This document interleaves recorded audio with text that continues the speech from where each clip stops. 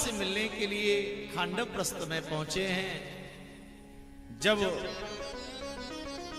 दुर्योधन के षड्यंत्र के द्वारा लाक्षा भवन पांडवों के लिए बनवाया गया, उस लाक्षा भवन में जलाने का षड्यंत्र किया गया, लेकिन विदुर काका की नीति के द्वारा पांडव कुंती माता के साथ में सुरक्षित बचे।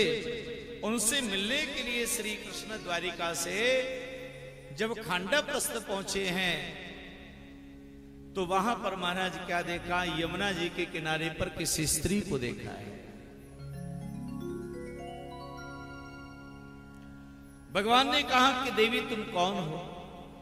का तुम कस्यापि सुष्णोति कुतोस्पि किम चिकीर्यसि मन्ने ताम पतिमिक्षन्ति सर्वं कथय शोभने।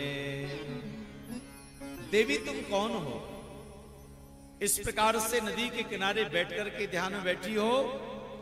तब उसने कहा कि मैं सूर्य की बेटी हूं, नाम मेरा कालिंदी है, लेकिन यमराज मेरा भाई है, तो लोग मुझे यमी कहते हैं, यमुना कहते हैं।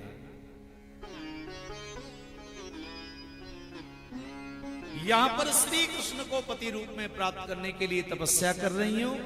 पहले मैं जल के भीतर बैठी हुई थी, लेकिन अभी अभी मेरे पिता भगवान सूर्य देव पधारे और उन्होंने मुझको कहा था कि हे देवी, हे पुत्री, जिन कृष्ण के तुम ध्यान में बैठी हो ना, इस समय वो इसी वन में आए हुए हैं।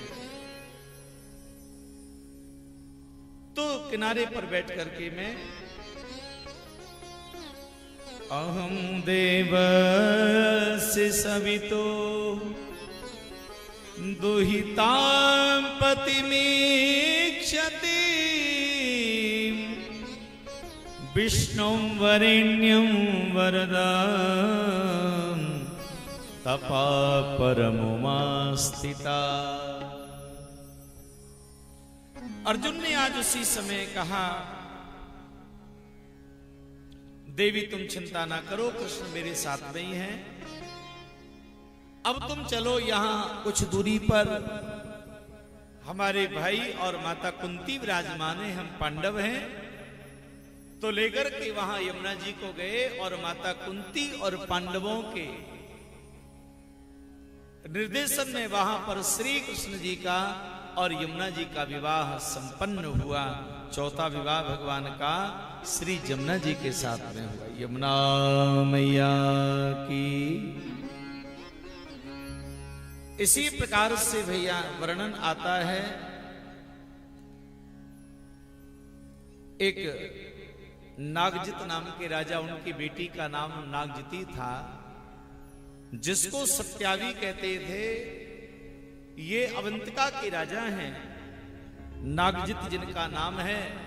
उन्होंने अपनी पुत्री के स्वयंवर के लिए 7 बैलों को रखा और कहा कि जो एक नेति में ही 7 बैलों की नासिका का छेदन करके एक साथ इनको बांध करके मेरे सामने लाएगा, उसी के साथ अपनी पुत्री का विवाह करूंगा।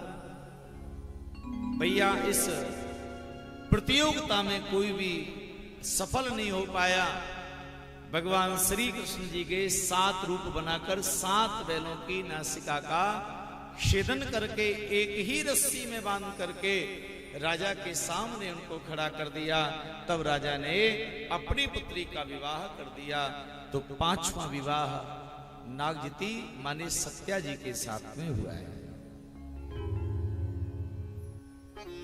6वां विवाह काशी नरेश, उनकी पुत्री का नाम लक्ष्मणा था, उसके साथ महाराज 6वां विवाह संपन्न हुआ।